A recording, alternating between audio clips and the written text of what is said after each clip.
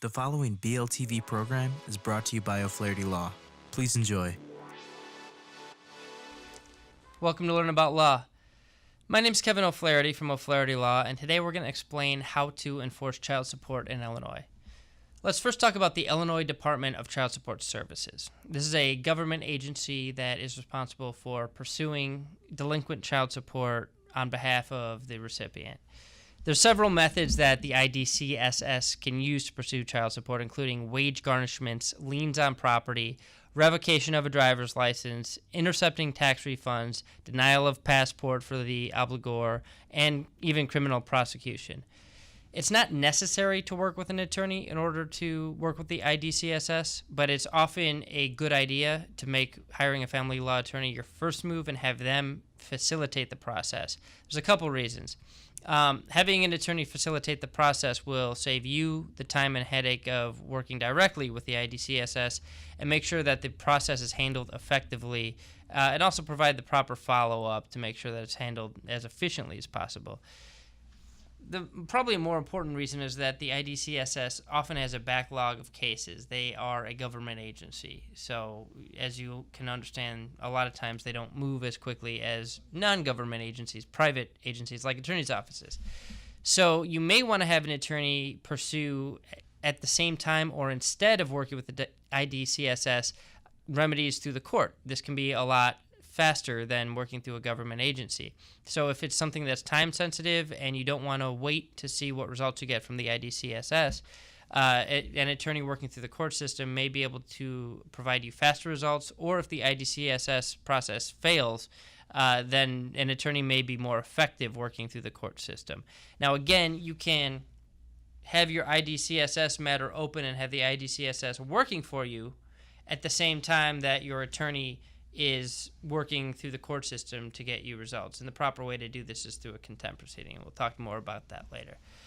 The third reason that you may want to hire an attorney, even though one isn't strictly necessary to work with the IDCSS, is that many cases are more complex than the IDCSS is equipped to handle. An attorney is better equipped to handle those cases. Family law attorneys also tend to provide more personalized service. If client service is something that's important to you, you're more likely to get responses directly from your attorney in an efficient manner than trying to work with a government program.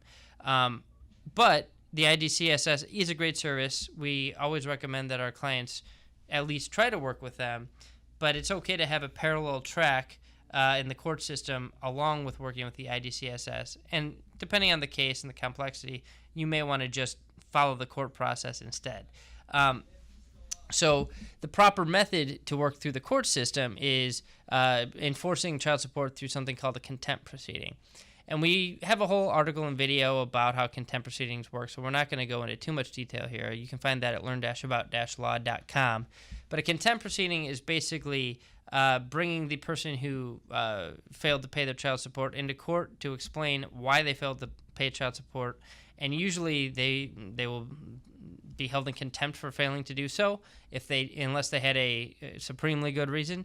And the penalties that the court has the power to order against the person who failed child support include probation, jail time, community service, fines, a wage garnishment, seizing of assets to pay any child support arrears, suspension or restriction of a driving privileges, and any other penalty that the court finds appropriate. So the court system may have a broader range of penalties than the IDCSS does, and a little bit more flexibility in how those penalties are applied.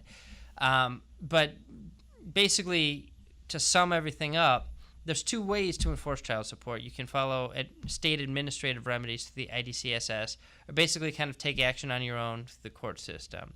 The court system can be more speedy, more effective in complex cases. You'll get kind of better service from a family law attorney. The IDCSS can be less expensive because the government is doing a lot of the legwork, although it's often again, advisable to work with an attorney to facilitate that process and keep the IDCSS on task and keep the communication flow going between you and the government agency. So if you have any questions, please leave them in our comment section below this post or below our YouTube video. The post is on learn-about-law.com if you'd like to read more details about this and you're watching the video. We try to answer questions within about 24 hours.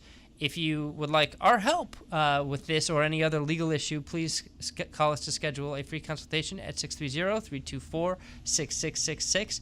That's 630-324-6666. We offer free consultations in nearly every area of law, and we have offices all around Chicagoland for your convenience. If you found this helpful, we'd appreciate it if you subscribe on YouTube, iTunes, or SoundCloud. And thank you so much for listening. Thanks so much for watching our video. If you have any questions, feel free to comment below. Click the subscribe button for new videos every week, and download and review us on iTunes. Visit learn-about-law.com for other legal-related articles and videos.